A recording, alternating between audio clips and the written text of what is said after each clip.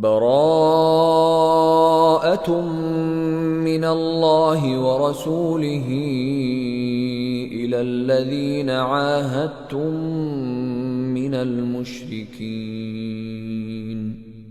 সম্পর্ক ছেদ করা হলো আল্লাহ ও তার রসুলের পক্ষ থেকে সেই মুশরিকদের সাথে যাদের সাথে তোমরা চুক্তিবদ্ধ হয়েছিলে। فسيحوا في الأرض 4 أشهر واعلموا أنكم غير معجز الله وأن الله مخزي الكافرين। অতঃপর তোমরা পরিভ্রমণ করো এ দেশে 4 মাস কাল, আর জেনে রেখো তোমরা আল্লাহকে পরাভূত করতে পারবে না, আর নিশ্চয় আল্লাহ কাফিরদের লাঞ্ছিত করে থাকেন। وَأَذَانٌ مِّنَ اللَّهِ وَرَسُولِهِ إِلَى النَّاسِ يَوْمَ الْحَجِّ الْأَكْبَرِ أَنَّ اللَّهَ بَرِيءٌ مِّنَ الْمُشْرِكِينَ وَرَسُولُهُ فَإِن تُبْتُمْ فَهُوَ خَيْرٌ لَّكُمْ وَإِن تَوَلَّيْتُمْ فَاعْلَمُوا أَنَّكُمْ غَيْرُ مُعْجِزِ اللَّهِ وَبَشِّرِ الَّذِينَ كَفَرُوا بِعَذَابٍ أَلِيمٍ। আর মহান হজের দিনে আল্লাহ ও তার রসুলের পক্ষ থেকে লোকদের প্রতি ঘোষণা করে দেয়া হচ্ছে যে আল্লাহ মুশরিকদের থেকে দায়িত্ব মুক্ত এবং তার রসুলও। অবশ্য যদি তোমরা তওবা করো তবে তা তোমাদের জন্য কল্যাণকর, আর যদি মুখ ফিরাও তবে জেনে রেখো আল্লাহকে তোমরা পরাভূত করতে পারবে না, আর কাফিরদের মর্মান্তিক শাস্তির সুসংবাদ দাও। إلا الذين عاهدتم من المشركين ثم لم ينقصوكم شيئا ولم يظاهروا عليكم أحدا فأتموا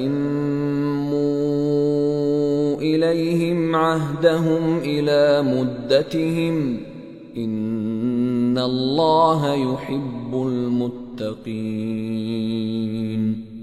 তবে যে মুশরিকদের সাথে তোমরা চুক্তিবদ্ধ অতঃপর যারা তোমাদের ব্যাপারে কোনো ত্রুটি করেনি এবং তোমাদের বিরুদ্ধে কাউকে সাহায্য করেনি, তাদের সাথে কৃত চুক্তিকে তাদের দেয়া মেয়াদ পর্যন্ত পূর্ণ করো। অবশ্যই আল্লাহ সাবধানীদের পছন্দ করেন।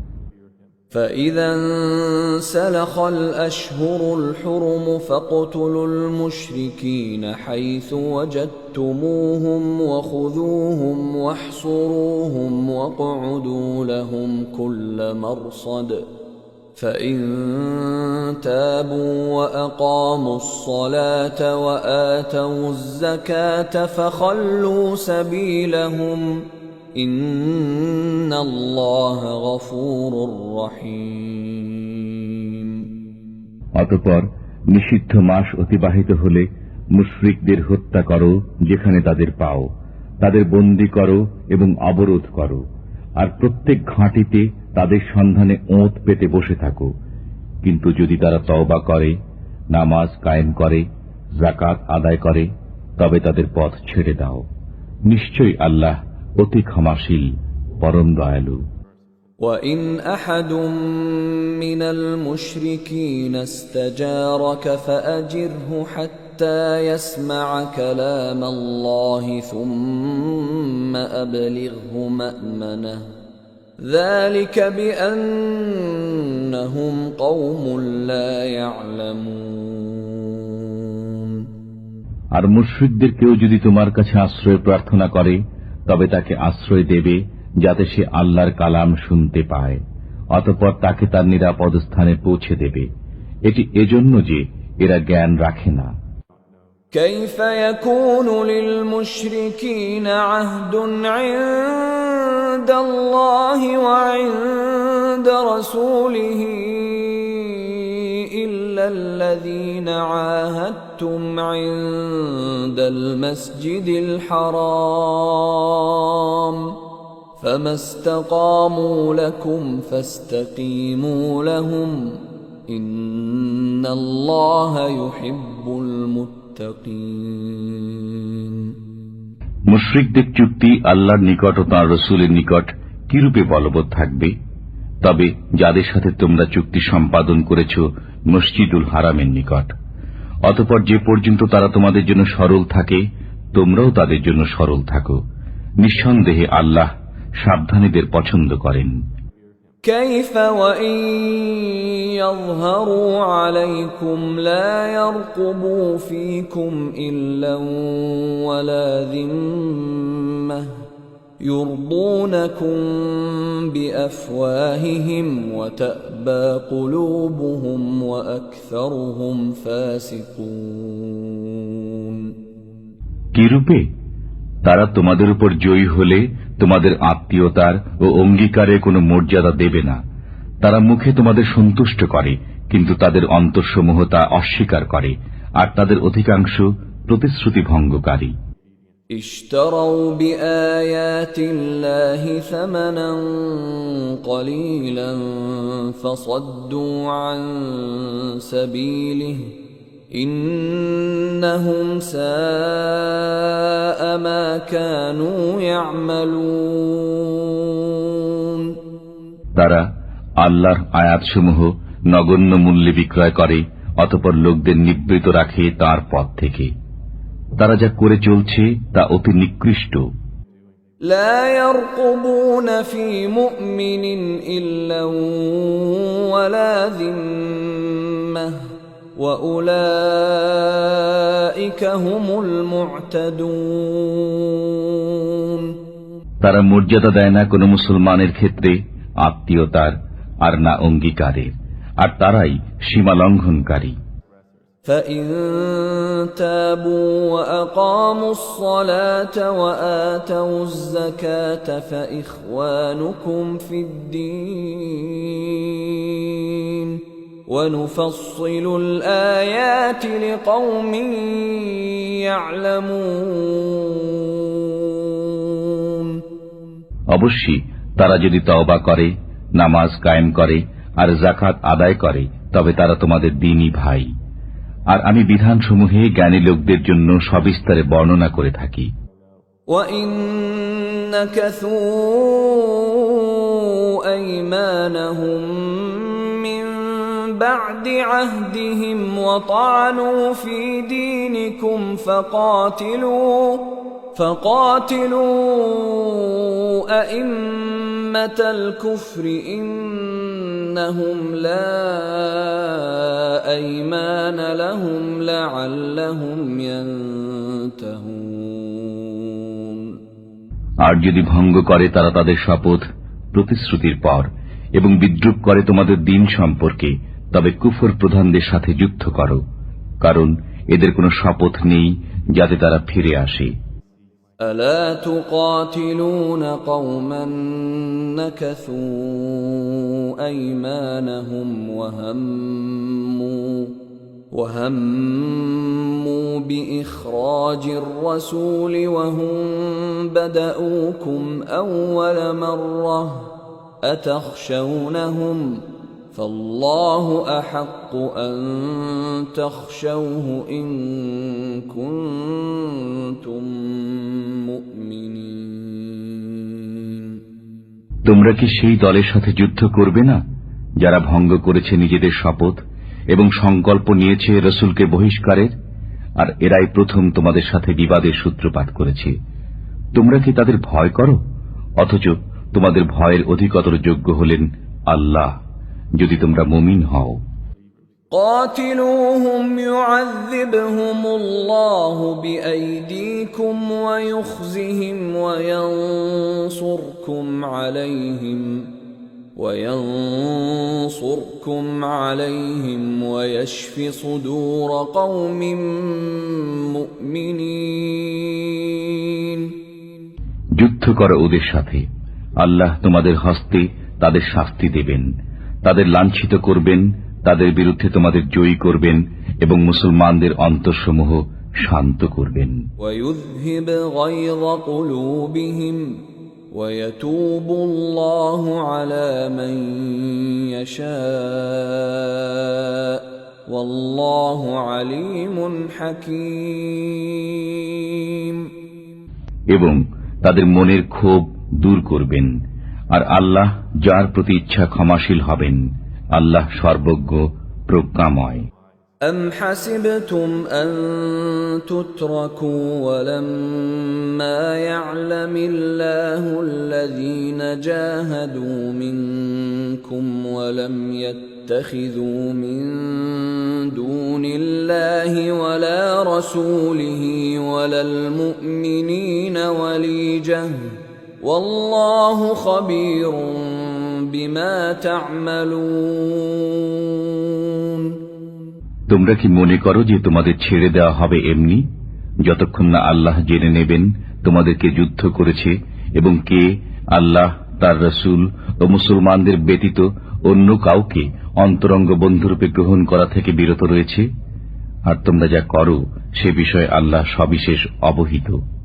ما كان للمشركين أن يعمروا مساجد الله شاهدين على أنفسهم بالكفر أولئك حبطت أعمالهم وفي النار هم خالدون।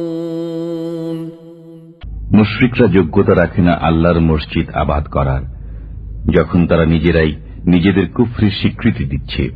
এদের আমল বরবাদ হবে এবং এরা আগুনে স্থায়ীভাবে বসবাস করবে। إنما يعمر مساجد الله من آمن بالله واليوم الآخر وأقام الصلاة وآتى الزكاة ولم يخش إلا الله فعسى أولئك أن يكونوا من المهتدين। নিঃসন্দেহে তারাই আল্লাহর মসজিদ আবাদ করবে যারা ঈমান এনেছে আল্লাহর প্রতি ও শেষ দিনের প্রতি এবং কায়েম করেছে নামাজ ও আদায় করেছে যাকাত, আর আল্লাহ ব্যতীত আর কাউকে ভয় করে না। অতএব আশা করা যায় তারা হিদায়াত প্রাপ্তদের অন্তর্ভুক্ত হবে। أجعلتم سقاية الحاج وعمارة المسجد الحرام كمن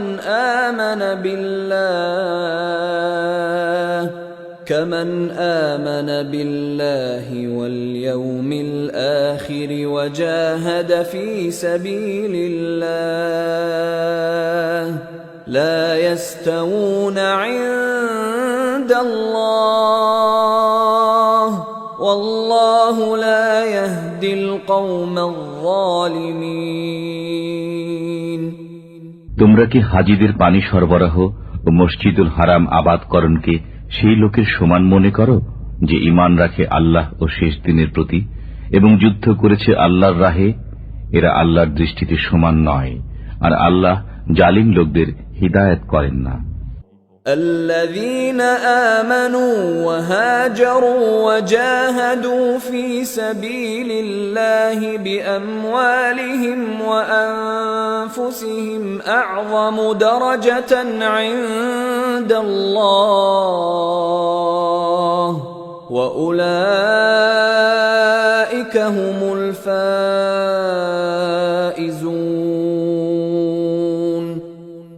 যারা ঈমান এনেছে, দেশ ত্যাগ করেছে এবং আল্লাহর রাহে নিজেদের মাল ও জান দিয়ে জিহাদ করেছে, তাদের বড় মর্যাদা রয়েছে আল্লাহর কাছে, আর তারাই সফল কাম।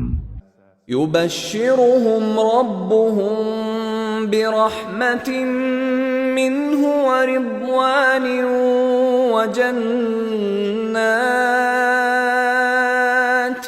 وجنات لهم فيها نعيم মুকিম।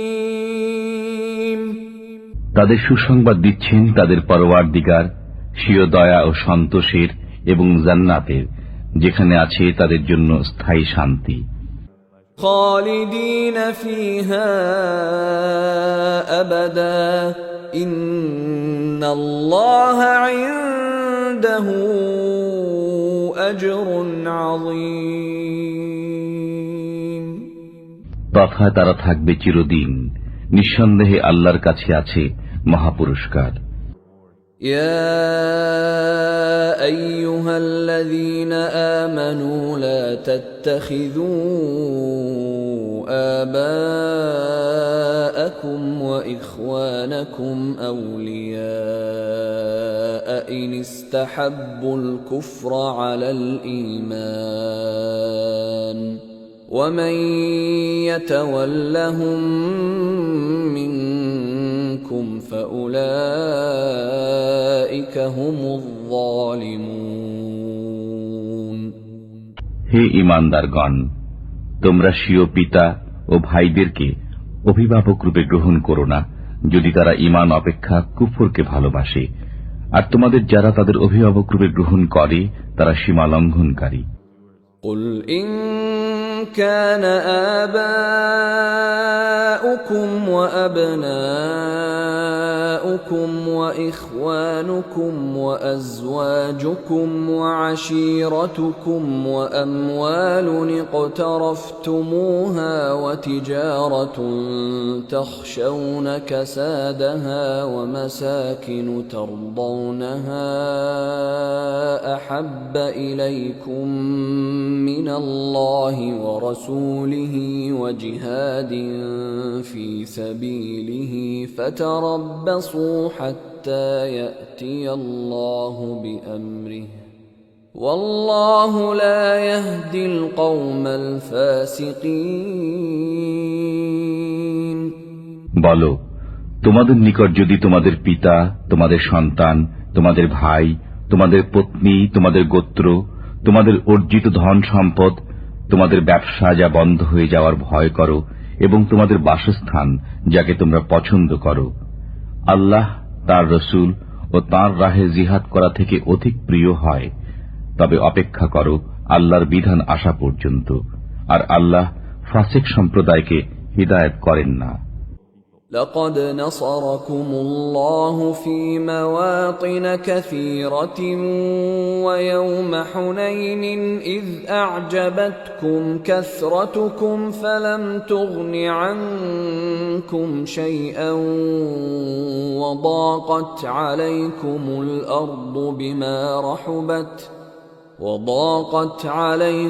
الأرض بما رحبت ثم وليتم مدبرين আল্লাহ তোমাদের সাহায্য করেছেন অনেক ক্ষেত্রে, এবং হুনাইনের দিনে যখন তোমাদের সংখ্যাধিক্য তোমাদের প্রফুল্ল করেছিল, কিন্তু তা তোমাদের কোনো কাজে আসেনি, এবং পৃথিবী প্রশস্ত হওয়া সত্ত্বেও তোমাদের জন্য সংকুচিত হয়েছিল। অতঃপর পৃষ্ঠ প্রদর্শন করে পলায়ন করেছিলে। ثم أنزل الله سكينته على رسوله وعلى المؤمنين وأنزل جنودا لم تروها وعذب الذين كفروا وذلك جزاء الكافرين তারপর আল্লাহ নাজিল করেন নিজের পক্ষ থেকে সান্ত্বনা তার রসুল ও মুমিনদের প্রতি, এবং অবতীর্ণ করেন এমন সেনাবাহিনী যাদের তোমরা দেখতে পাওনি, আর শাস্তি প্রদান করেন কাফিরদের, এবং এটি হল কাফিরদের কর্মফল। ثم يتوب الله من بعد ذلك على من يشاء والله غفور رحيم এরপর আল্লাহ যাদের প্রতি ইচ্ছা তওবার তৌফিক দেবেন, আর আল্লাহ অতীব ক্ষমাশীল, পরম দয়ালু।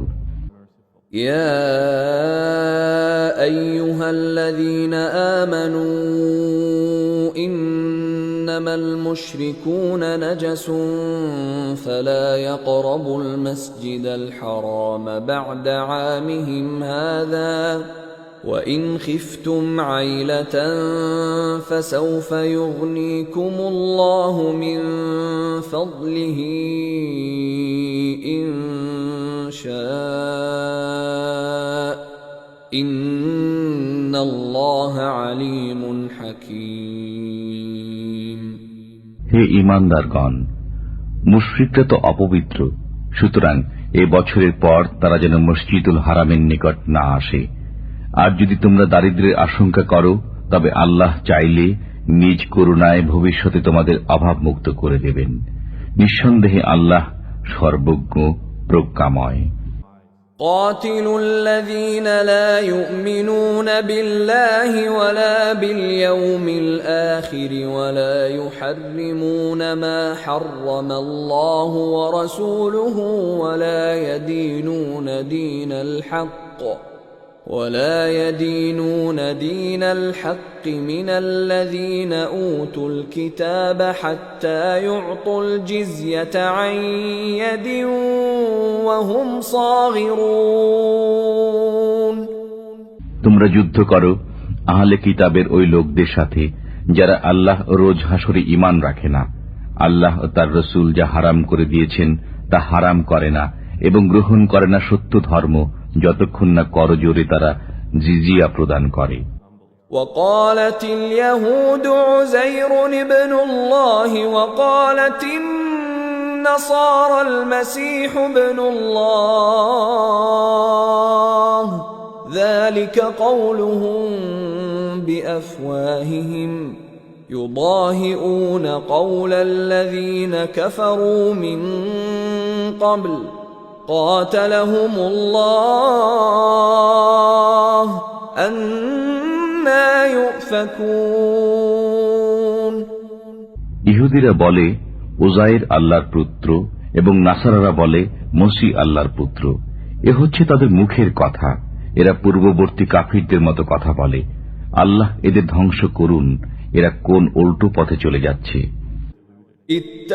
اتخذوا أحبارهم ورهبانهم أربابا من دون الله والمسيح ابن مريم وما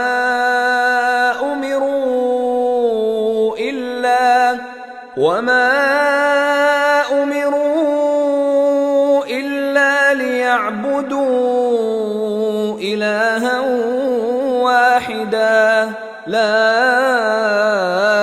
إله إلا هو سبحانه عما يشركون। তারা তাদের পণ্ডিত ও সংসার বিভাগীদের তাদের পালনকর্তা রূপে গ্রহণ করেছে আল্লাহ ব্যতীত এবং মরিয়মের পুত্রকেও, অথচ তারা আদিষ্ট ছিল একমাত্র মাবুদের ইবাদতের জন্য। তিনি ছাড়া কোনো মাবুদ নেই। তারা তার শরীক সাব্যস্ত করে, তার থেকে তিনি পবিত্র। يريدون أن يطفئوا نور الله بأفواههم ويأبى الله إلا أن يتم نوره ولو كره الكافرون। তারা তাদের মুখের ফুৎকারে আল্লাহর নূরকে নির্বাপিত করতে চায়, কিন্তু আল্লাহ অবশ্যই তার নূরের পূর্ণতা বিধান করবেন, যদিও কাফিররা তা অপ্রীতিকর মনে করে।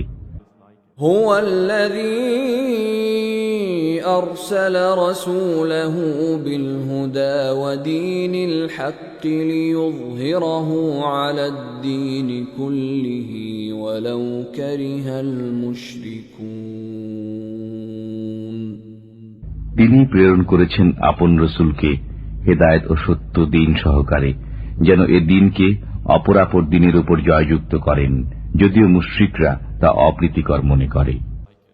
يا أيها الذين آمنوا إن كثيرا من الأحبار والرهبان ليأكلون أموال الناس بالباطل ويصدون عن سبيل الله والذين يكنزون الذهب والفضة ولا ينفقونها في سبيل الله فبشرهم بعذاب أليم। হে ঈমানদারগণ, পণ্ডিত ও সংসার বিরাগীদের অনেকে লোকদের মালামাল অন্যায়ভাবে ভোগ করে চলছে এবং আল্লাহর পথ থেকে লোকদের নিবৃত রাখছে। আর যারা স্বর্ণ ও রূপা জমা করে রাখে এবং তা ব্যয় করে না আল্লাহর পথে, তাদের কঠোর আযাবের সুসংবাদ শুনিয়ে দিন। يوم يحمى عليها في نار جهنم فتكوى بها جباههم وجنوبهم وظهورهم هذا ما كنزتم لأنفسكم فذوقوا ما كنتم تكنزون সেদিন জাহান্নামের আগুনে তা উত্তপ্ত করা হবে এবং তার দ্বারা তাদের ললাট, পার্শ্ব ও পৃষ্ঠদেশকে দগ্ধ করা হবে। সেদিন বলা হবে, এগুলো যা তোমরা নিজেদের জন্য জমা রেখেছিলে, সুতরাং এক্ষণে আস্বাদ গ্রহণ করো জমা করে রাখার। إن عدة الشهور عند الله 12 شهرا في كتاب الله يوم خلق السماوات والأرض منها 4 حرم ذلك الدين القيم فلا تظلموا فيهن أنفسكم وقاتلوا المشركين كافة كما يقاتلونكم كافة واعلموا أن الله مع المتقين নিশ্চয় আল্লাহর বিধান ও গণনায় মাস 12টি, আসমানসমূহ ও পৃথিবী সৃষ্টির দিন থেকে তন্মধ্যে 4টি সম্মানিত। এটি সুপ্রতিষ্ঠিত বিধান, সুতরাং এর মধ্যে তোমরা নিজেদের প্রতি অত্যাচার করো না। আর মুশরিকদের সাথে তোমরা যুদ্ধ করো সমবেতভাবে, যেমন তারাও তোমাদের সাথে যুদ্ধ করে যাচ্ছে সমবেতভাবে। আর মনে রেখো, আল্লাহ মুত্তাকিদের সাথে রয়েছেন। إنما النسيء زيادة في الكفر يضل به الذين كفروا يحلونه عاما ويحرمونه عاما ليواطئوا عدة ما حرم الله فيحلوا ما حرم الله زين لهم سوء أعمالهم والله لا يهدي القوم الكافرين এই মাস পিছিয়ে দেওয়ার কাজ কেবল কুফরির মাত্রা বৃদ্ধি করে, যার ফলে কাফিরগণ গোমরাহিতে পতিত হয়। এরা হালাল করে নেয় একে 1 বছর এবং হারাম করে নেয় অন্য বছর, যাতে তারা গণনা পূর্ণ করে নেয় আল্লাহর নিষিদ্ধ মাসগুলোর। অতঃপর হালাল করে নেয় আল্লাহর হারামকৃত মাসগুলোকে। তাদের মন্দ কাজগুলো তাদের জন্য শোভনীয় করে দেওয়া হল, আর আল্লাহ কাফির সম্প্রদায়কে হিদায়েত করেন না। يا أيها الذين آمنوا ما لكم إذا قيل لكم انفروا في سبيل الله اثاقلتم إلى الأرض أرضيتم بالحياة الدنيا من الآخرة فما متاع الحياة الدنيا في الآخرة إلا قليل হে ঈমানদারগণ, তোমাদের কি হলো যখন আল্লাহর পথে বের হবার জন্য তোমাদের বলা হয়, তখন মাটি জড়িয়ে ধরো। তোমরা কি আখিরাতের পরিবর্তে দুনিয়ার জীবনে পরিতুষ্ট হয়ে গেলে? অথচ আখিরাতের তুলনায় দুনিয়ার জীবনের উপকরণ অতি অল্প। إلا تنفروا يعذبكم عذابا أليما ويستبدل قوما غيركم ولا تضروه شيئا والله على كل شيء قدير যদি বের না হও, তবে আল্লাহ তোমাদের মর্মন্তুদ আযাব দেবেন এবং অপর জাতিকে তোমাদের স্থলাভিষিক্ত করবেন। তোমরা তার কোনো ক্ষতি করতে পারবে না, আর আল্লাহ সর্ববিষয়ে শক্তিমান। إلا تنصروه فقد نصره الله إذ أخرجه الذين كفروا ثاني اثنين إذ هما في الغار إذ يقول لصاحبه لا تحزن إن الله معنا فأنزل الله سكينته عليه وأيده بجنود لم تروها وجعل كلمة الذين كفروا السفلى وكلمة الله هي العليا والله عزيز حكيم। যদি তোমরা তাকে অর্থাৎ রাসূলকে সাহায্য না করো, তবে মনে রেখো আল্লাহ তার সাহায্য করেছিলেন যখন তাকে কাফিররা বহিষ্কার করেছিল। তিনি ছিলেন দুজনের একজন। যখন তারা গুহার মধ্যে ছিলেন, তখন তিনি আপন সঙ্গীকে বললেন, বিষণ্ণ হও না, আল্লাহ আমাদের সাথে আছেন। অতঃপর আল্লাহ তার প্রতি স্বীয় সান্ত্বনা নাজিল করলেন এবং তার সাহায্যে এমন বাহিনী পাঠালেন যা তোমরা দেখনি। বস্তুত আল্লাহ কাফিরদের মাথা নিচু করে দিলেন, আর আল্লাহর কথাই সদা সমুন্নত এবং আল্লাহ পরাক্রমশীল প্রজ্ঞাময়। انفروا خفافا وثقالا وجاهدوا بأموالكم وأنفسكم في سبيل الله ذلكم خير لكم إن كنتم تعلمون। তোমরা বের হয়ে পড়ো স্বল্প বা প্রচুর সরঞ্জামের সাথে এবং জিহাদ করো আল্লাহর পথে নিজেদের মাল ও জান দিয়ে। এটি তোমাদের জন্য অতি উত্তম যদি তোমরা বুঝতে পারো। لو كان عرضا قريبا وسفرا قاصدا لاتبعوك ولكن بعدت عليهم الشقة وسيحلفون بالله لو استطعنا لخرجنا معكم يهلكون أنفسهم والله يعلم إنهم لكاذبون। যদি আশু লাভের সম্ভাবনা থাকত এবং যাত্রাপথ সংক্ষিপ্ত হতো, তবে তারা অবশ্যই আপনার সহযাত্রী হতো, কিন্তু তাদের নিকট যাত্রাপথ সুদীর্ঘ মনে হল। আর তারা এখনই শপথ করে বলবে, আমাদের সাধ্য থাকলে অবশ্যই তোমাদের সাথে বের হতাম। এরা নিজেরাই নিজেদের বিনষ্ট করছে, আর আল্লাহ জানেন যে এরা মিথ্যাবাদী। عفى الله عنك لما أذنت لهم حتى يتبين لك الذين صدقوا وتعلم الكاذبين। আল্লাহ আপনাকে ক্ষমা করুন। আপনি কেন তাদের অব্যাহতি দিলেন, যে পর্যন্ত না আপনার কাছে পরিষ্কার হয়ে যেত কারা সত্যবাদী, এবং জেনে নিতেন মিথ্যাবাদীদের। لا يستأذنك الذين يؤمنون بالله واليوم الآخر أن يجاهدوا بأموالهم وأنفسهم والله عليم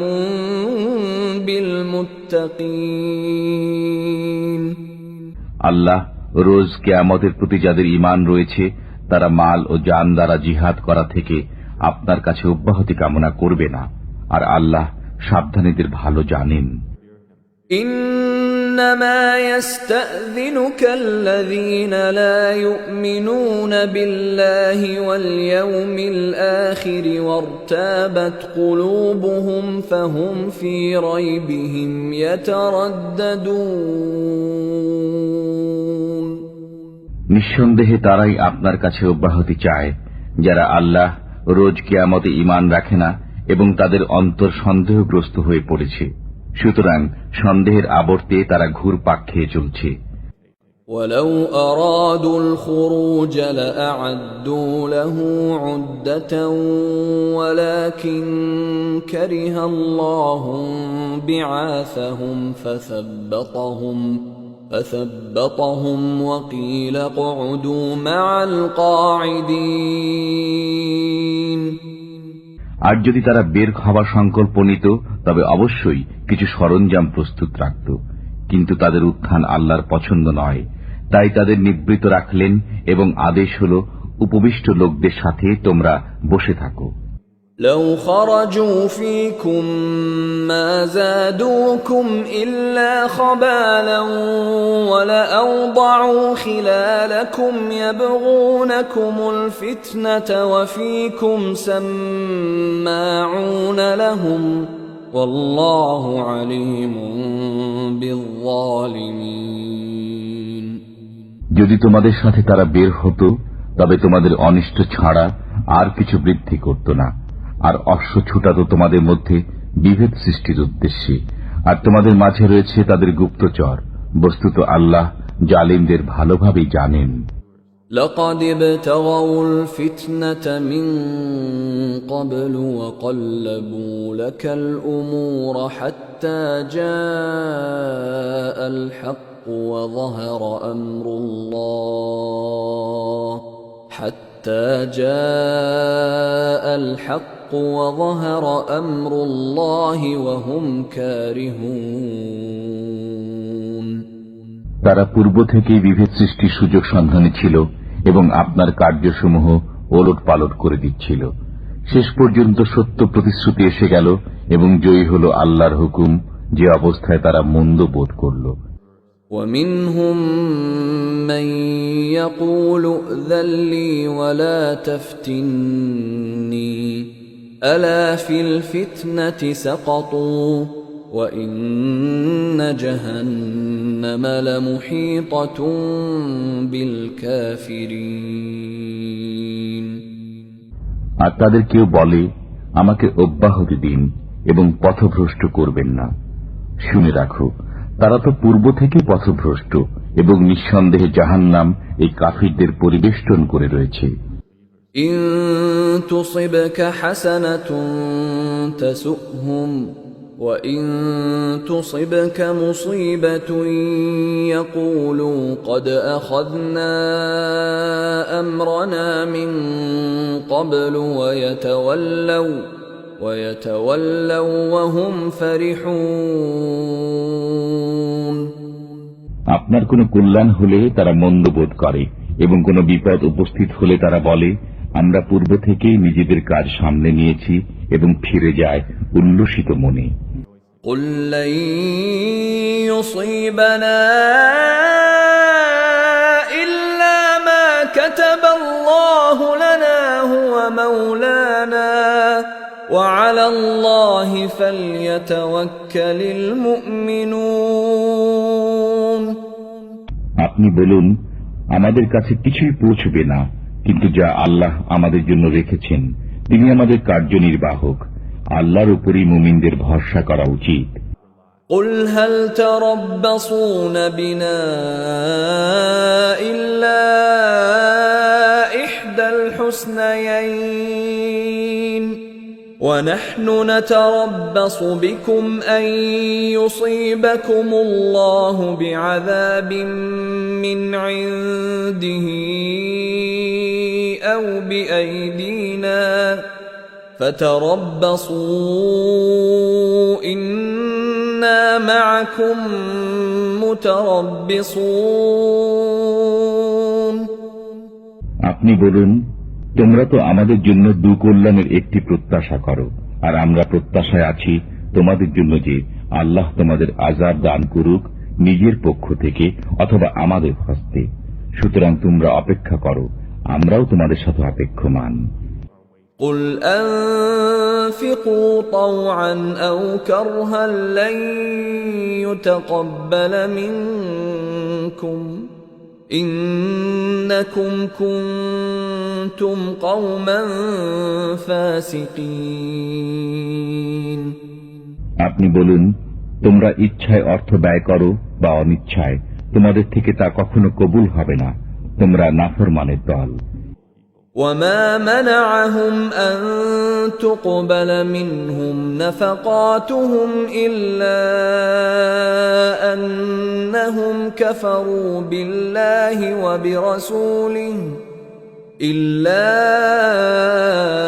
أنهم كفروا بالله وبرسوله ولا يأتون الصلاة إلا وهم كسالى ولا ينفقون إلا وهم كارهون তাদের অর্থ ব্যয় কবুল না হওয়ার এছাড়া আর কোনো কারণ নেই যে তারা আল্লাহ ও তার রসুলের প্রতি অবিশ্বাসী। তারা নামাজে আসে অলসতার সাথে আর ব্যয় করে সংকুচিত মনে। فلا تعجبك أموالهم ولا أولادهم إنما يريد الله ليعذبهم بها في الحياة الدنيا وتزهق أنفسهم وهم كافرون সুতরাং তাদের ধন সম্পদ ও সন্তান সন্ততি যেন আপনাকে বিস্মিত না করে। আল্লাহর ইচ্ছা হল এগুলো দ্বারা দুনিয়ার জীবনে তাদের আযাবে নিপতিত রাখা এবং প্রাণ বিয়োগ হওয়া কুফরি অবস্থায়। ويحلفون بالله إنهم لمنكم وما هم منكم ولكنهم قوم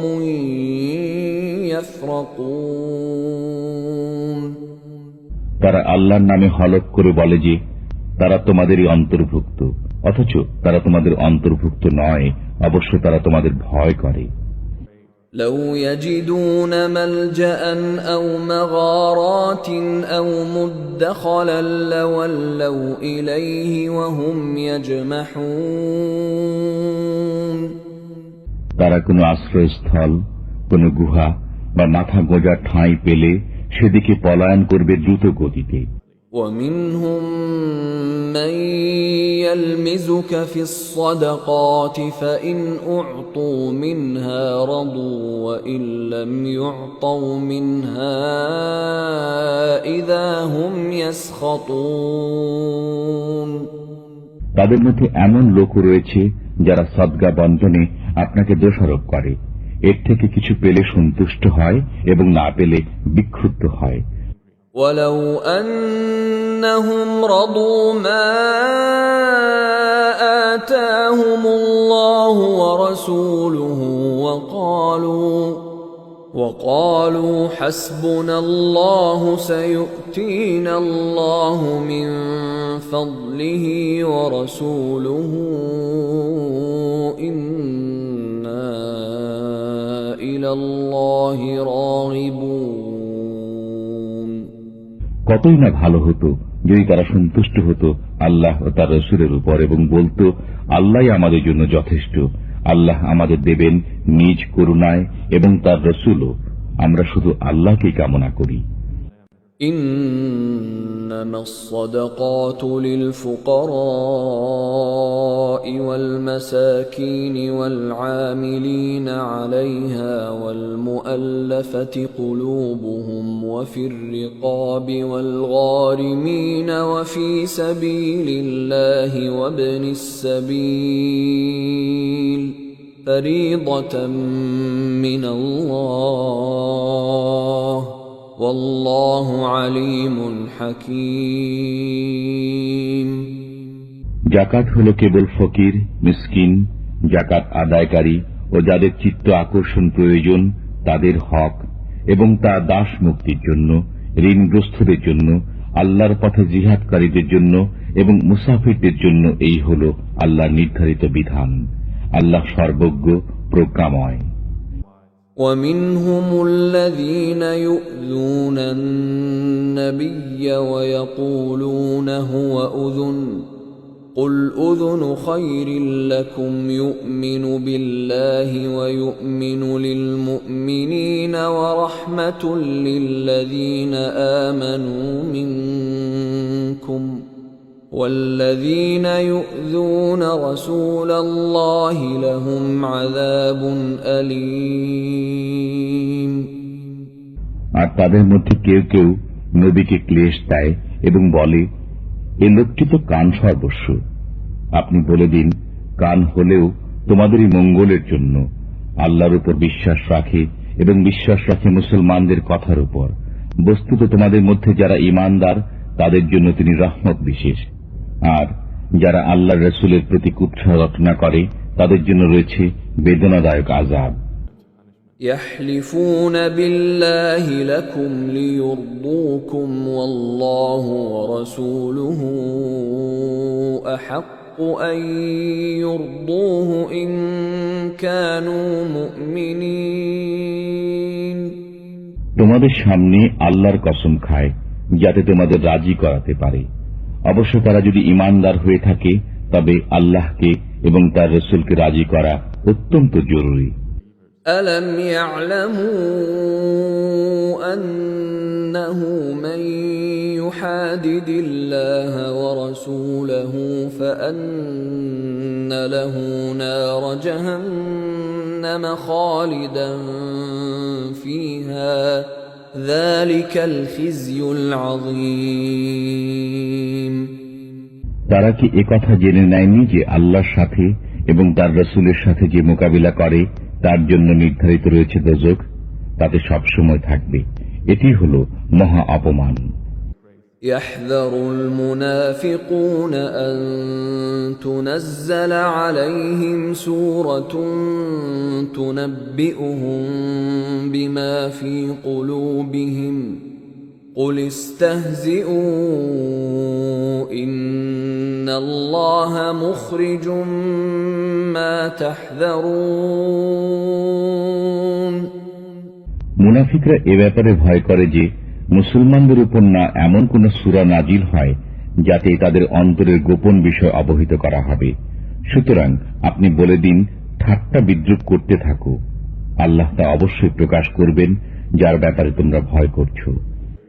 وَلَئِن سَأَلْتَهُمْ لَيَقُولُنَّ إِنَّمَا كُنَّا نَخُوضُ وَنَلْعَبُ قُلْ أَبِاللَّهِ وَآيَاتِهِ وَرَسُولِهِ كُنتُمْ تَسْتَهْزِئُونَ। আর যদি তুমি তাদের কাছে জিজ্ঞেস করো তবে তারা বলবে, আমরা তো কথার কথা বলছিলাম এবং কৌতুক করছিলাম। আপনি বলুন, তোমরা কি আল্লাহর সাথে, তার হুকুম আহকামের সাথে এবং তার রাসূলের সাথে ঠাট্টা করছিলে? لا تعتذروا قد كفرتم بعد إيمانكم إن نعف عن طائفة منكم نعذب طائفة بأنهم كانوا مجرمين। ছলনা করো না, তোমরা যে কাফির হয়ে গেছো ঈমান প্রকাশ করার পর। তোমাদের মধ্যে কোন কোন লোককে যদি আমি ক্ষমা করে দেইও তবে অবশ্য কিছু লোককে আযাবও দেব, কারণ তারা ছিল গুনাহগার। المنافقون والمنافقات بعضهم من بعض يأمرون بالمنكر وينهون عن المعروف ويقبضون أيديهم نسوا الله فنسيهم إن المنافقين هم الفاسقون। মুনাফিক নরনারী সবারই গতিবিধি একরকম, শেখায় মন্দ কথা, ভালো কথা থেকে বারণ করে এবং নিজ মুঠো বন্ধ রাখে। আল্লাহকে ভুলে গেছে তারা, কাজেই তিনিও তাদের ভুলে গেছেন। নিঃসন্দেহে মুনাফিকরাই নাফরমান। وعد الله المنافقين والمنافقات والكفار نار جهنم خالدين فيها هي حسبهم ولعنهم الله ولهم عذاب مقيم। ওয়াদা করেছেন আল্লাহ মুনাফিক পুরুষ এবং মুনাফিক নারীদের এবং কাফিরদের জন্য দোজখের আগুনের, তাতে পড়ে থাকবে সর্বদা, সেটাই তাদের জন্য যথেষ্ট। আর আল্লাহ তাদের প্রতি অভিসম্পাত করেছেন এবং তাদের জন্য রয়েছে স্থায়ী আযাব। كالذين من قبلكم كانوا أشد منكم قوة وأكثر أموالا وأولادا فاستمتعوا بخلاقهم فاستمتعتم بخلاقكم كما استمتع الذين من قبلكم بخلاقهم وخضتم كالذي خاضوا أولئك حبطت أعمالهم في الدنيا والآخرة وأولئك هم الخاسرون যেমন করে তোমাদের পূর্ববর্তী লোকেরা তোমাদের চেয়ে বেশি ছিল শক্তিতে এবং ধন সম্পদের ও সন্তান সন্ততির অধিকারীও ছিল বেশি, অতঃপর উপকৃত হয়েছে নিজেদের ভাগের দ্বারা। আবার তোমরা ফায়দা উঠিয়েছ তোমাদের ভাগের দ্বারা, যেমন করে তোমাদের পূর্ববর্তীরা ফায়দা উঠিয়েছিল নিজেদের ভাগের দ্বারা। আর তোমরাও চলছ তাদেরই চলন অনুযায়ী। তারা ছিল সে লোক যাদের আমলসমূহ নিঃশেষিত হয়ে গেছে দুনিয়া ও আখিরাতে, আর তারাই হয়েছে ক্ষতির সম্মুখীন। ألم يأتهم نبأ الذين من قبلهم قوم نوح وعاد وثمود وقوم إبراهيم وأصحاب مدين والمؤتفكات أتتهم رسلهم بالبينات فما كان الله ليظلمهم ولكن كانوا أنفسهم يظلمون তাদের সংবাদ কি এদের কানে এসে পৌঁছায়নি যারা ছিল তাদের পূর্বে, নূহের, আদের ও সামুদের সম্প্রদায় এবং ইব্রাহিমের সম্প্রদায়ের এবং মাদিয়ানবাসীদের এবং সেসব জনপদের যেগুলোকে উল্টে দেওয়া হয়েছিল? তাদের কাছে এসেছিলেন তাদের নবী পরিষ্কার নির্দেশ নিয়ে। বস্তুত আল্লাহ তো এমন ছিলেন না যে তাদের উপর জুলুম করতেন, কিন্তু তারা নিজেরাই নিজেদের উপর জুলুম করত। والمؤمنون والمؤمنات بعضهم أولياء بعض يأمرون بالمعروف وينهون عن المنكر ويقيمون الصلاة ويؤتون الزكاة ويطيعون الله ورسوله أولئك سيرحمهم الله إن الله عزيز حكيم আর ঈমানদার পুরুষ ও ঈমানদার নারী একে অপরের সহায়ক। তারা ভালো কথার শিক্ষা দেয় এবং মন্দ থেকে বিরত রাখে, নামাজ প্রতিষ্ঠা করে, যাকাত দেয় এবং আল্লাহ ও তাঁর রাসূলের নির্দেশ অনুযায়ী জীবন যাপন করে। এদের উপর আল্লাহ তাআলা দয়া করবেন। নিশ্চয়ই আল্লাহ পরাক্রমশালী, সুকৌশলী। وعد الله المؤمنين والمؤمنات جنات تجري من تحتها الأنهار خالدين فيها ومساكن طيبة في جنات عدن ورضوان من الله أكبر ذلك هو الفوز العظيم আল্লাহ ঈমানদার পুরুষ ও ঈমানদার নারীদের প্রতিশ্রুতি দিয়েছেন কানন কুঞ্জের, যার তলদেশে প্রবাহিত হয় প্রস্রবণ। তারা সেগুলোই মাঝে থাকবে, আর এসব কাননকুঞ্জে থাকবে পরিচ্ছন্ন থাকার ঘর। বস্তুত এ সমুদায়ের মাঝে সবচেয়ে বড় হল আল্লাহর সন্তুষ্টি। এটি হল মহান কৃতকার্যতা। يا أيها النبي جاهد الكفار والمنافقين واغلظ عليهم ومأواهم جهنم وبئس المصير। হে নবী, কাফিরদের সাথে যুদ্ধ করুন এবং মুনাফিকদের সাথে তাদের সাথে কঠোরতা অবলম্বন করুন। তাদের ঠিকানা হল দোজখ এবং তা হল নিকৃষ্ট ঠিকানা। يحلفون بالله ما قالوا ولقد قالوا كلمة الكفر وكفروا بعد إسلامهم وهموا بما لم ينالوا وما نقموا إلا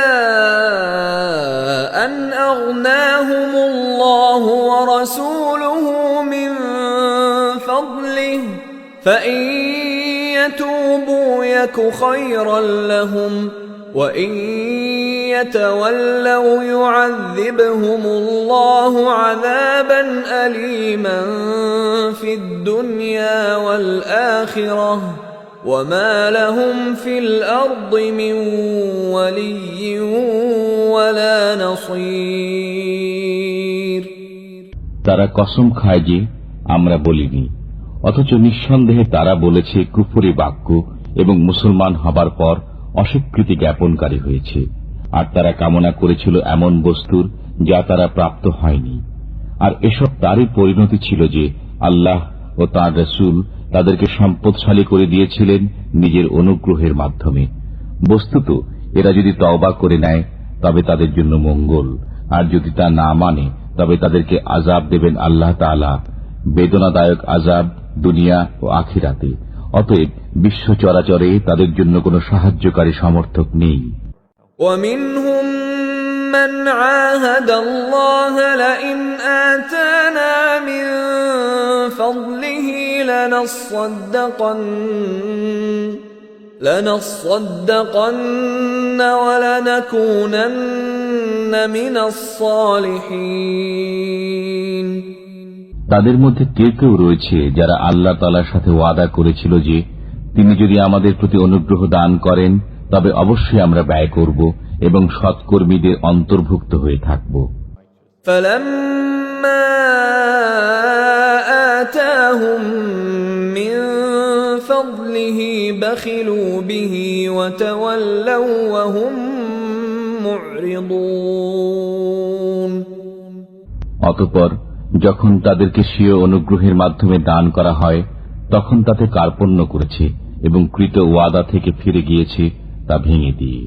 فأعقبهم نفاقا في قلوبهم إلى يوم يلقونه بما أخلفوا الله ما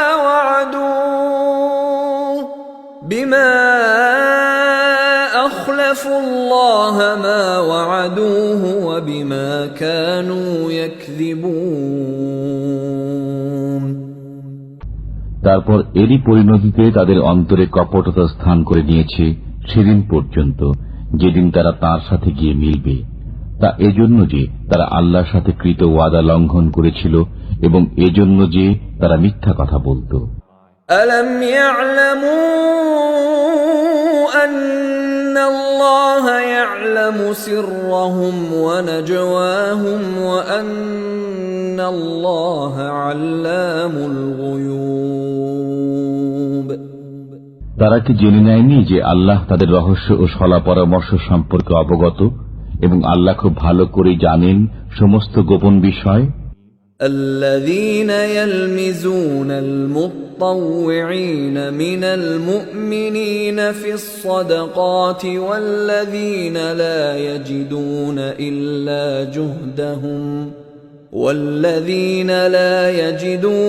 إلا جهدهم فيسخرون منهم سخر الله منهم ولهم عذاب أليم। সে সমস্ত লোক যারা ভৎসনা বিদ্রুপ করে সেসব মুসলমানদের প্রতি যারা মন খুলে দান খয়রাত করে এবং তাদের প্রতি যাদের কিছুই নেই শুধুমাত্র নিজেদের পরিশ্রম লব্ধ বস্তু ছাড়া, তারপর তাদের প্রতি ঠাট্টা করে। আল্লাহ তাদের প্রতি ঠাট্টা করেছেন এবং তাদের জন্য রয়েছে বেদনাদায়ক আযাব।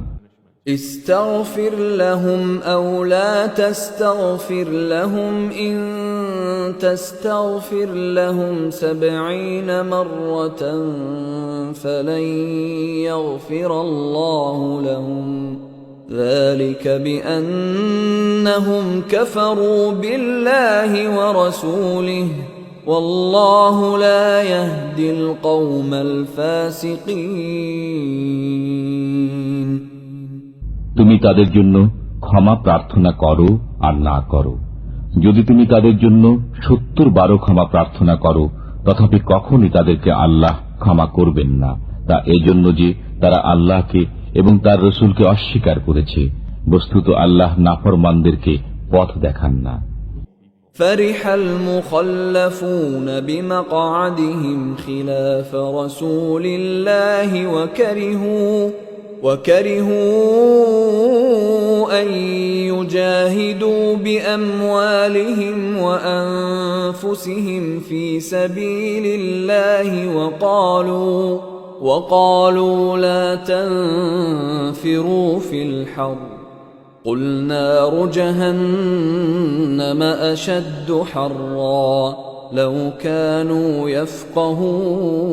يفقهون পেছনে থেকে যাওয়া লোকেরা আল্লাহর রসুল থেকে বিচ্ছিন্ন হয়ে বসে থাকতে পেরে আনন্দ লাভ করেছে, আর জান ও মালের দ্বারা আল্লাহর রাহে জিহাদ করতে অপছন্দ করেছে এবং বলেছে, এই গরমের মধ্যে অভিযানে বের হয়েও না। বলে দাও, উত্তাপে জাহান্নামের আগুন প্রচণ্ডতম, যদি তাদের বিবেচনা শক্তি থাকত। فليضحكوا قليلا وليبكوا كثيرا جزاء بما كانوا يكسبون অতএব তারা সামান্য হেসে নিক এবং তারা তাদের কৃতকর্মের বদলাতে অনেক বেশি কাঁদবে। فإن رجعك الله إلى طائفة منهم فاستأذنوك للخروج فقل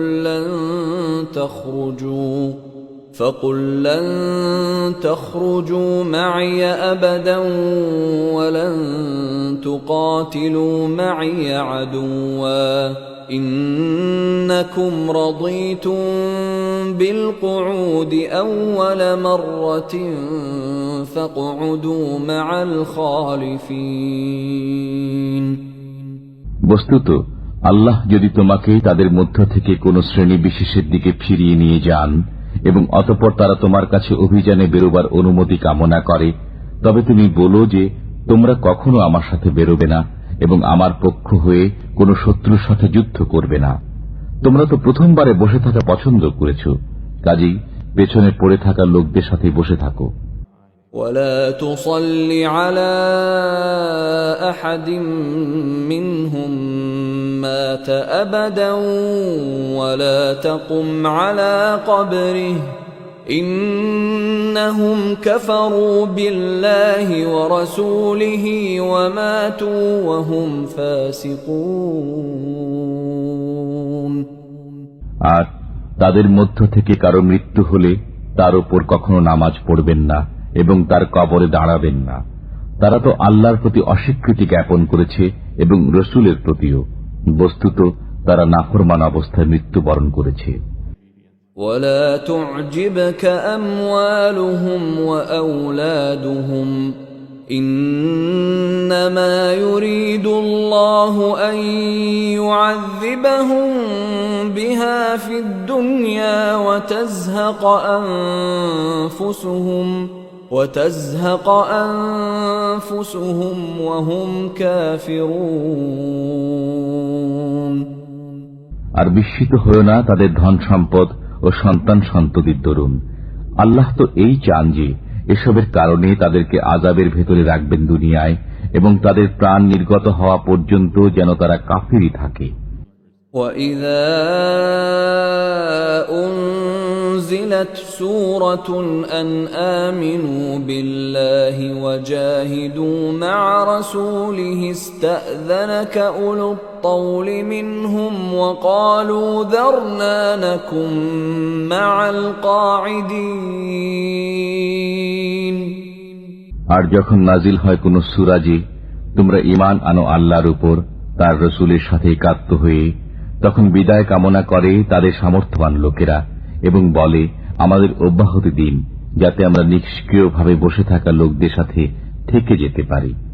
رضوا بأن يكونوا مع الخوالف وطبع على قلوبهم فهم لا يفقهون। তারা পেছনে পড়ে থাকা লোকদের সাথে থেকে যেতে পেরে আনন্দিত হয়েছে এবং মোহর এঁটে দেয়া হয়েছে তাদের অন্তঃসমূহের উপর, বস্তুত তারা বোঝে না। لكن الرسول والذين آمنوا معه جاهدوا بأموالهم وأنفسهم وأولئك لهم الخيرات وأولئك هم المفلحون।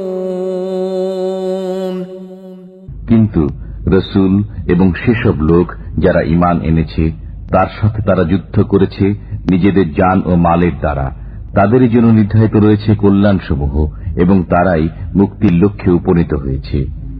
أعد الله لهم جنات تجري من تحتها الأنهار خالدين فيها ذلك الفوز العظيم। আল্লাহ তাদের জন্য তৈরি করে রেখেছেন কানন কুঞ্জ, যার তলদেশে প্রবাহিত রয়েছে প্রস্রবণ, তারা তাতে বাস করবে অনন্তকাল। এটাই হল বিরাট কৃতকার্যতা। وجاء المعذرون من الأعراب ليؤذن لهم وقعد الذين كذبوا الله ورسوله سيصيب الذين كفروا منهم عذاب أليم। আর ছলনাকারী বেদুইন লোকেরা এলো যাতে তাদের অব্যাহতি লাভ হতে পারে এবং নিবৃত থাকতে পারে তাদেরই যারা আল্লাহ ও রসুলের সাথে মিথ্যা বলেছিল। এবার তাদের উপর শীঘ্রই আসবে বেদনাদায়ক আযাব যারা কাফির। ليس على الضعفاء ولا على المرضى ولا على الذين لا يجدون ما ينفقون حرج إذا نصحوا لله ورسوله ما على المحسنين من سبيل والله غفور رحيم। দুর্বল, রুগ্ন, দায়ভার বহনে অসমর্থ লোকদের জন্য কোনো অপরাধ নেই যখন তারা মনের দিক থেকে পবিত্র হবে আল্লাহ ও রসুলের সাথে। নেককারদের উপর অভিযোগের কোনো পথ নেই, আর আল্লাহ হচ্ছেন ক্ষমাকারী, দয়ালু। ولا على الذين إذا ما أتوك لتحملهم قلت لا أجد ما أحملكم عليه تولوا وأعينهم تفيض من الدمع حزنا ألا يجدوا ما ينفقون। আর না আছে তাদের উপর যারা এসেছে তোমার নিকট, যেন তুমি তাদের বাহন দান করো, এবং তুমি বলেছ আমার কাছে এমন কোনো বস্তু নেই যে তার উপর তোমাদের সওয়ার করাবো।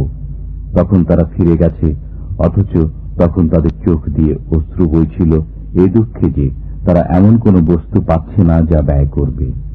إنما السبيل على الذين يستأذنونك وهم أغنياء رضوا بأن يكونوا مع الخوالف وطبع الله على قلوبهم فهم لا يعلمون।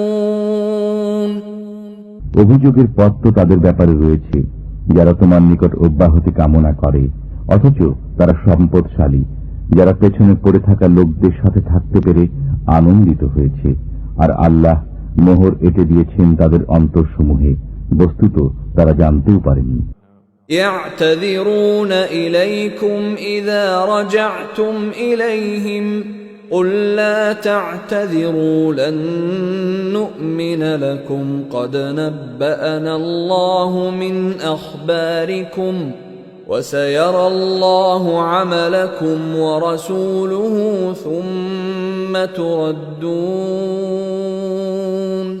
ثم تردون إلى عالم الغيب والشهادة فينبئكم بما كنتم تعملون তুমি যখন তাদের কাছে ফিরে আসবে তখন তারা তোমাদের নিকট ছল ছুতা নিয়ে উপস্থিত হবে। তুমি বলো, ছলনা করো না, আমি কখনো তোমাদের কথা শুনব না। আমাকে আল্লাহ তাআলা তোমাদের অবস্থা সম্পর্কে অবহিত করে দিয়েছেন, আর এখন তোমাদের কর্ম আল্লাহই দেখবেন এবং তার রাসূল। তারপর তোমরা প্রত্যাবর্তিত হবে সেই গোপন ও অগোপন বিষয়ে অবগত সত্তার নিকট। তিনিই তোমাদের বাতলে দেবেন যা তোমরা করছিলে। سيحلفون بالله لكم إذا انقلبتم إليهم لتعرضوا عنهم فأعرضوا عنهم إنهم رجس ومأواهم جهنم جزاء بما كانوا يكسبون এখন তারা তোমার সামনে আল্লাহর কসম খাবে যখন তুমি তাদের কাছে ফিরে যাবে, যেন তুমি তাদের ক্ষমা করে দাও। সুতরাং তুমি তাদের ক্ষমা করো। নিঃসন্দেহে এরা অপবিত্র এবং তাদের কৃতকর্মের বদলা হিসাবে তাদের ঠিকানা হল দোজখ। يحلفون لكم لترضوا عنهم فإن ترضوا عنهم فإن الله لا يرضى عن القوم الفاسقين তারা তোমার সামনে কসম খাবে যাতে তুমি তাদের প্রতি রাজি হয়ে যাও। অতএব তুমি যদি রাজি হয়ে যাও তাদের প্রতি, তবু আল্লাহ তাআলা রাজি হবেন না এ নাফরমান লোকদের প্রতি। الأعراب أشد كفرا ونفاقا وأجدر ألا يعلموا حدود ما أنزل الله على رسوله والله عليم حكيم বেদুইনরা কুফর ও মুনাফিকিতে অত্যন্ত কঠোর হয়ে থাকে এবং এরা সেসব নীতি কানুন না শেখারই যোগ্য যা আল্লাহ তাআলা তার রাসূলের উপর নাজিল করেছেন। বস্তুত আল্লাহ সবকিছু জানেন এবং তিনি অত্যন্ত কুশলী। ومن الأعراب من يتخذ ما ينفق مغرما ويتربص بكم الدوائر عليهم دائرة السوء والله سميع عليم আবার কোন কোন বেদুইন এমনও রয়েছে যারা নিজেদের ব্যয় করাকে জরিমানা বলে গণ্য করে এবং তোমার উপর কোন দুর্দিন আসে কিনা সে অপেক্ষায় থাকে। তাদের উপর দুর্দিন আসুক, আর আল্লাহ হচ্ছেন শ্রবণকারী, পরিজ্ঞাত। ومن الأعراب من يؤمن بالله واليوم الآخر ويتخذ ما ينفق قربات عند الله وصلوات الرسول ألا إنها قربة لهم سيدخلهم الله في رحمته إن الله غفور رحيم আর কোন কোন বেদুইন হলো তারা যারা ঈমান আনে আল্লাহর উপর, কিয়ামত দিনের উপর এবং নিজেদের ব্যয়কে আল্লাহর নৈকট্য এবং রাসূলের দোয়া লাভের উপায় বলে গণ্য করে, যেন তারাই হলো তাদের ক্ষেত্রে নৈকট্য। আল্লাহ তাদেরকে নিজের রহমতের অন্তর্ভুক্ত করবেন। নিশ্চয়ই আল্লাহ ক্ষমাশীল, করুণাময়। والسابقون الأولون من المهاجرين والأنصار والذين اتبعوهم بإحسان رضي الله عنهم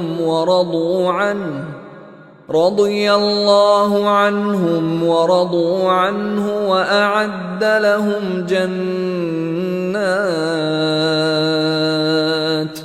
وأعد لهم جنات تجري تحتها الأنهار خالدين فيها أبدا ذلك الفوز العظيم।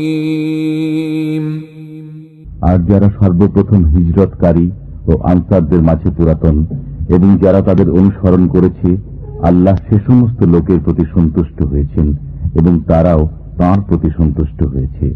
আর তাদের জন্য প্রস্তুত রেখেছেন কানন ও কুঞ্জ, যার তলদেশ দিয়ে প্রবাহিত প্রস্রবণসমূহ, সেখানে তারা থাকবে চিরকাল। এটাই হল মহান কৃতকার্যতা।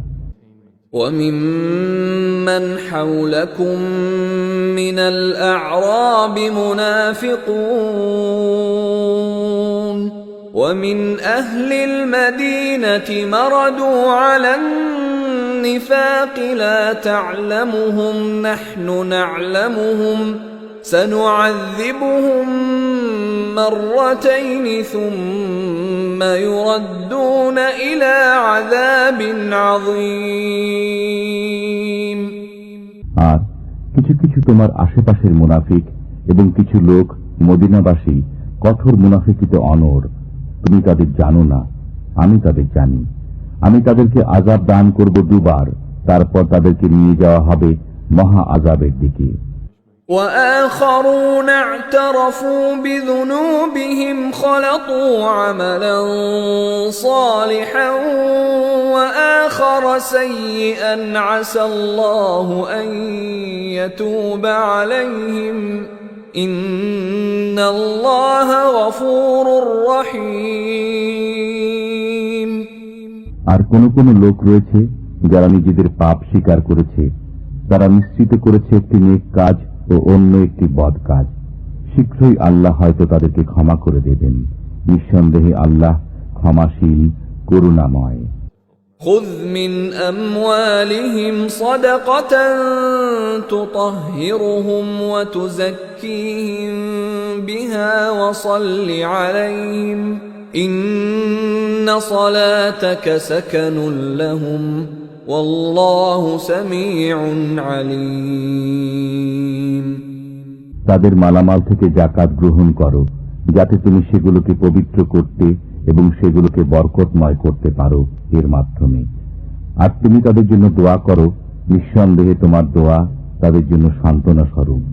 বস্তুত আল্লাহ সবকিছুই শোনেন, জানেন। ألم يعلموا أن الله هو يقبل التوبة عن عباده ويأخذ الصدقات وأن الله هو التواب الرحيم؟ তারা কি একথা জানতে পারেননি যে আল্লাহ নিজেই স্বীয় বান্দাদের তওবা কবুল করেন এবং যাকাত গ্রহণ করেন? বস্তুত আল্লাহই তওবা কবুলকারী, করুণাময়। وَقُلِ اعْمَلُوا فَسَيَرَى اللَّهُ عَمَلَكُمْ وَرَسُولُهُ وَالْمُؤْمِنُونَ وَسَتُرَدُّونَ إِلَى عَالِمِ الْغَيْبِ وَالشَّهَادَةِ فَيُنَبِّئُكُم بِمَا كُنتُمْ تَعْمَلُونَ। আর তুমি বলে দাও, তোমরা আমল করে যাও, তার পরবর্তীতে আল্লাহ দেখবেন তোমাদের কাজ এবং দেখবেন রসুল ও মুসলমানগণ। তাছাড়া তোমরা শীঘ্রই প্রত্যাবর্তিত হবে তাঁর সান্নিধ্যে, যিনি গোপন ও প্রকাশ্য বিষয়ে অবগত।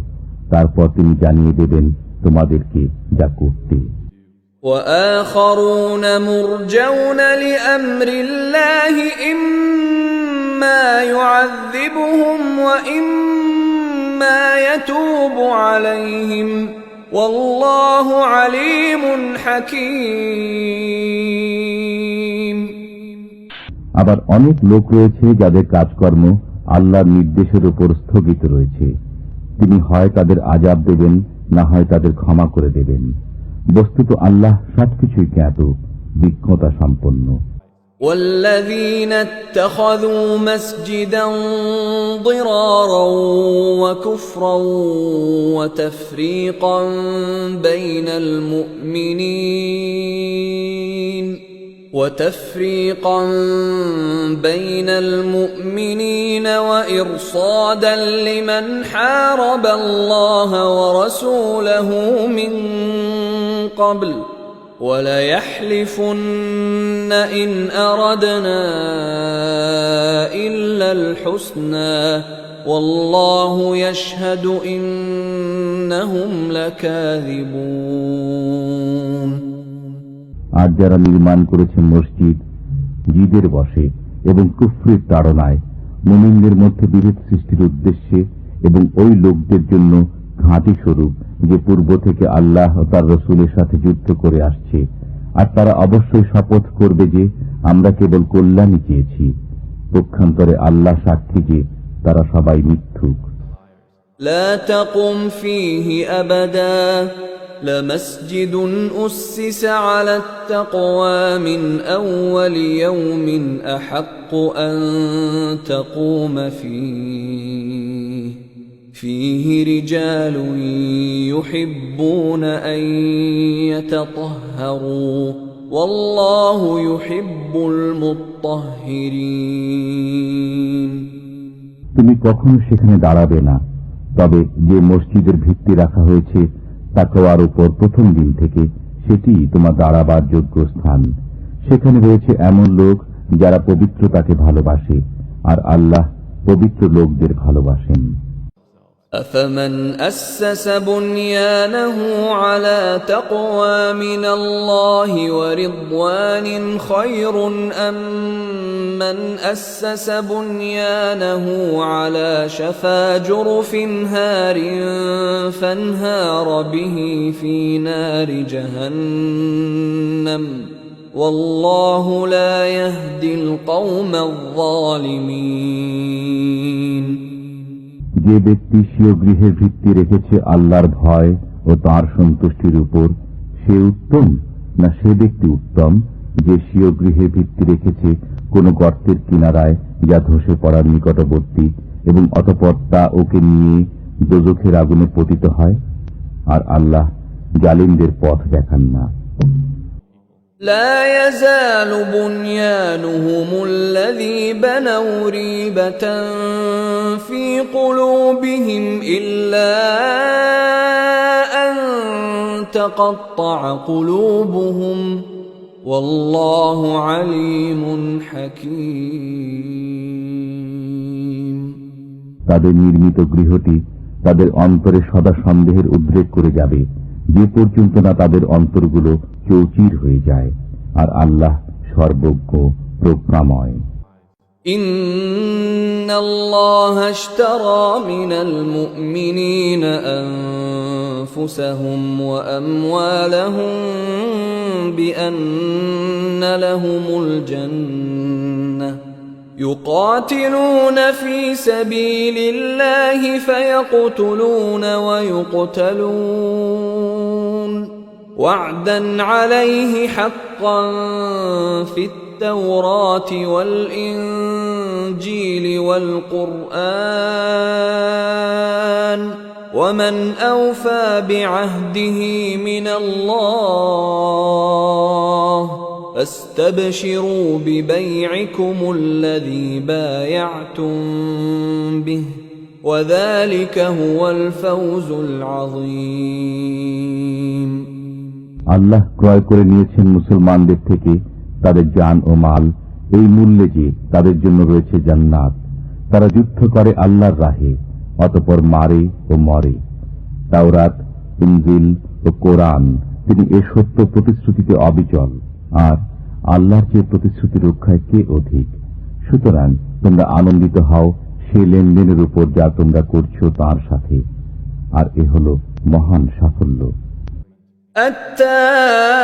التائبون العابدون الحامدون السائحون الراكعون الساجدون الآمرون بالمعروف والناهون عن المنكر والحافظون لحدود الله وبشر المؤمنين তারা তওবাকারী, ইবাদতকারী, শুকরগুজার, দুনিয়ার সাথে সম্পর্ক ছেদকারী, রুকু ও সিজদা আদায়কারী, সৎ কাজের আদেশ দানকারী ও মন্দ কাজ থেকে নিবৃতকারী এবং আল্লাহর দেয়া সীমাসমূহের হেফাজতকারী।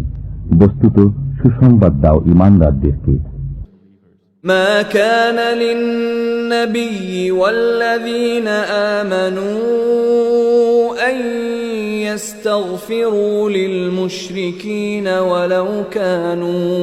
ولو كانوا أولي قربى من بعد ما تبين لهم أنهم أصحاب الجحيم। নবী এবং মুমিনের উচিত নয় মুশরিকদের মাগফিরাত কামনা করা, যদিও তারা আত্মীয় হোক, এ কথা সুস্পষ্ট হওয়ার পর যে তারা দোজখী। وما كان استغفار إبراهيم لأبيه إلا عن موعدة وعدها إياه فلما تبين له أنه عدو لله تبرأ منه إن إبراهيم لأواه حليم। আর ইব্রাহিম কর্তৃক স্বীয় পিতার মাগফিরাত কামনা ছিল কেবল সেই প্রতিশ্রুতির কারণে যা তিনি তার সাথে করেছিলেন। অতঃপর যখন তার কাছে এই কথা প্রকাশ পেল যে সে আল্লাহর শত্রু, তখন তার সাথে সম্পর্ক ছিন্ন করে নিলেন। নিঃসন্দেহে ইব্রাহিম ছিলেন বড় কোমল হৃদয়, সহনশীল। وما كان الله ليضل قوما بعد إذ هداهم حتى يبين لهم ما يتقون إن الله بكل شيء عليم। আর আল্লাহ কোন জাতিকে হিদায়াত করার পর পথভ্রষ্ট করেন না যতক্ষণ না তাদের জন্য পরিষ্কারভাবে বলে দেন সেসব বিষয় যা থেকে তাদের বেঁচে থাকা দরকার। নিঃসন্দেহে আল্লাহ সব বিষয়ে ওয়াকিফহাল। ইন্নাল্লাহা লাহু মুলকুস সামাওয়াতি ওয়াল আরদ ইউহয়ী ওয়া ইউমীত ওয়া মা লাকুম মিন দুনিল্লাহি মিন ওয়ালিয়্যিন ওয়ালা নাসীর। নিশ্চয় আল্লাহর জন্য আসমানসমূহ ও জমিনের সাম্রাজ্য।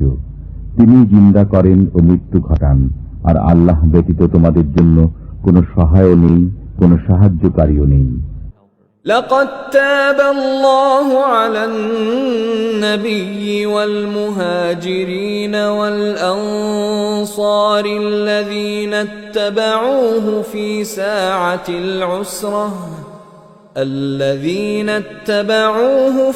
ساعة العسرة من بعد ما كاد يزيغ قلوب فريق منهم ثم تاب عليهم إنه بهم رؤوف رحيم।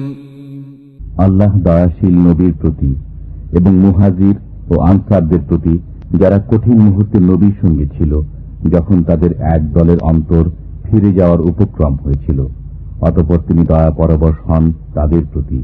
নিঃসন্দেহে তিনি তাদের প্রতি দয়াশীল ও করুণাময়। وعلى الثلاثة الذين خلفوا حتى إذا ضاقت عليهم الأرض بما رحبت وضاقت عليهم أنفسهم وظنوا أن لا ملجأ من الله إلا إليه ثم تاب عليهم ليتوبوا إن الله هو التواب الرحيم। এবং অপর তিনজনকে যাদেরকে পেছনে রাখা হয়েছিল, যখন পৃথিবী বিস্তৃত হওয়া সত্ত্বেও তাদের জন্য সংকুচিত হয়ে গেল এবং তাদের জীবন দুর্বিষহ হয়ে উঠল, আর তারা বুঝতে পারল যে আল্লাহ ব্যতীত আর কোনো আশ্রয়স্থল নেই, অতঃপর তিনি সদয় হলেন তাদের প্রতি যাতে তারা ফিরে আসে। নিঃসন্দেহে আল্লাহ দয়াময়, করুণাশীল। يا أيها الذين آمنوا اتقوا الله وكونوا مع الصادقين হে ঈমানদারগণ, আল্লাহকে ভয় করো এবং সত্যবাদীদের সাথে থাকো। ما كان لأهل المدينة ومن حولهم من الأعراب أن يتخلفوا عن رسول الله ولا يرغبوا بأنفسهم عن نفسه ذلك بأنهم لا يصيبهم ظمأ ولا نصب ولا مخمصة في سبيل الله ولا يطؤون موطئا يغيظ الكفار ولا ينالون من عدو نيلا إلا كتب لهم به عمل صالح إن الله لا يضيع أجر المحسنين মদিনাবাসী ও পার্শ্ববর্তী পল্লীবাসীদের উচিত নয় রাসূলুল্লাহ সঙ্গ ত্যাগ করে পেছনে থেকে যাওয়া এবং রাসূলের প্রাণ থেকে নিজেদের প্রাণকে অধিক প্রিয় মনে করা।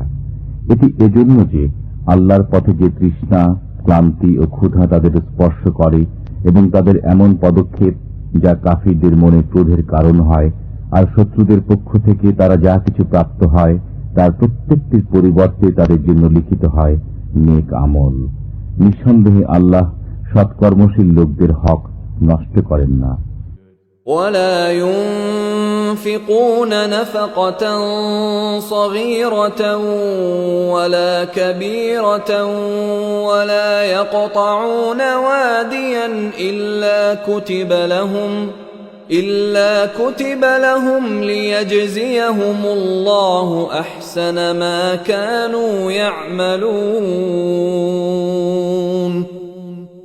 আর তারা অল্প বিস্তর যা কিছু ব্যয় করে, যত প্রান্তর তারা অতিক্রম করে, তা সবই তাদের নামে লেখা হয়, যেন আল্লাহ তাদের কৃতকর্মসমূহের উত্তম বিনিময় প্রদান করেন। وما كان المؤمنون لينفروا كافة فلولا نفر من كل فرقة منهم طائفة ليتفقهوا في الدين ولينذروا قومهم إذا رجعوا إليهم لعلهم يحذرون আর সমস্ত মুমিনদের অভিযানে বের হওয়া সঙ্গত নয়, তাই তাদের প্রত্যেক দলের একটি অংশ কেন বের হল না, যাতে দিনের জ্ঞান লাভ করে এবং সংবাদ দান করে স্বজাতিকে যখন তারা তাদের কাছে প্রত্যাবর্তন করবে, যেন তারা বাঁচতে পারে। يا أيها الذين آمنوا قاتلوا الذين يلونكم من الكفار وليجدوا فيكم غلظة واعلموا أن الله مع المتقين হে ঈমানদারগণ, তোমাদের নিকটবর্তী কাফিরদের সাথে যুদ্ধ চালিয়ে যাও এবং তারা তোমাদের মধ্যে কঠোরতা অনুভব করুক, আর জেনে রাখো আল্লাহ মুত্তাকিদের সাথে রয়েছেন। وَإِذَا مَا أُنزِلَتْ سُورَةٌ فَمِنْهُم مَّن يَقُولُ أَيُّكُمْ زَادَتْهُ هَٰذِهِ إِيمَانًا فَأَمَّا الَّذِينَ آمَنُوا فَزَادَتْهُمْ إِيمَانًا وَهُمْ يَسْتَبْشِرُونَ আর যখন কোন সূরা অবতীর্ণ হয় তখন তাদের কেউ কেউ বলে, এ সূরা তোমাদের মধ্যে কার ঈমান কতটা বৃদ্ধি করল?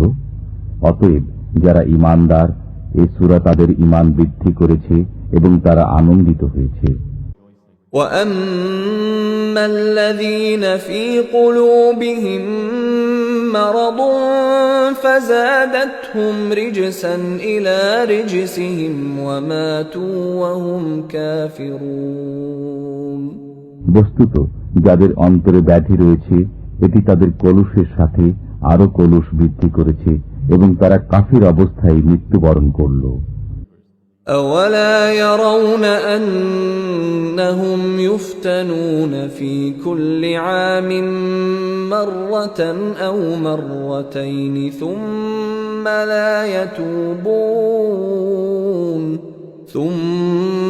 لا يتوبون ولا هم يذكرون। তারা কি লক্ষ্য করে না প্রতি বছর তারা 2-1 বিপর্যস্ত হচ্ছে, অথচ তারা একবারও তওবা করে না কিংবা উপদেশ গ্রহণ করে না। وَإِذَا مَا أُنْزِلَتْ سُورَةٌ نَظَرَ بَعْضُهُمْ إِلَى بَعْضٍ هَلْ يَرَاكُمْ مِنْ أَحَدٍ ثُمَّ انصَرَفُوا صَرَفَ اللَّهُ قُلُوبَهُمْ بِأَنَّهُمْ قَوْمٌ لَا يَفْقَهُونَ। আর যখনই কোন সূরা অবতীর্ণ হয় তখন তারা একে অন্যের দিকে তাকায় যে কোন মুসলমান তোমাদের দেখছে কিনা, অতঃপর সরে পড়ে। আল্লাহ ওদের অন্তরকে সত্য বিমুখ করে দিয়েছেন, নিশ্চয়ই তারা নির্বোধ সম্প্রদায়। لقد جاءكم رسول من أنفسكم عزيز عليه ما عنتم حريص عليكم بالمؤمنين رؤوف رحيم। তোমাদের কাছে এসেছে তোমাদের মধ্য থেকেই একজন রাসূল, তোমাদের দুঃখ কষ্ট তার পক্ষে দুঃসহ, তিনি তোমাদের মঙ্গলকামী, মুমিনদের প্রতি স্নেহশীল, দয়াময়। فإن تولوا فقل حسبي الله لا إله إلا هو عليه توكلت وهو رب العرش العظيم। এ সত্ত্বেও যদি তারা বিমুখ হয়ে যায় তবে বলে দাও, আল্লাহই আমার জন্য যথেষ্ট, তিনি ব্যতীত আর কোনো বন্দেগী নেই, আমি তাঁরই উপর ভরসা করি এবং তিনি মহান আরশের অধিপতি।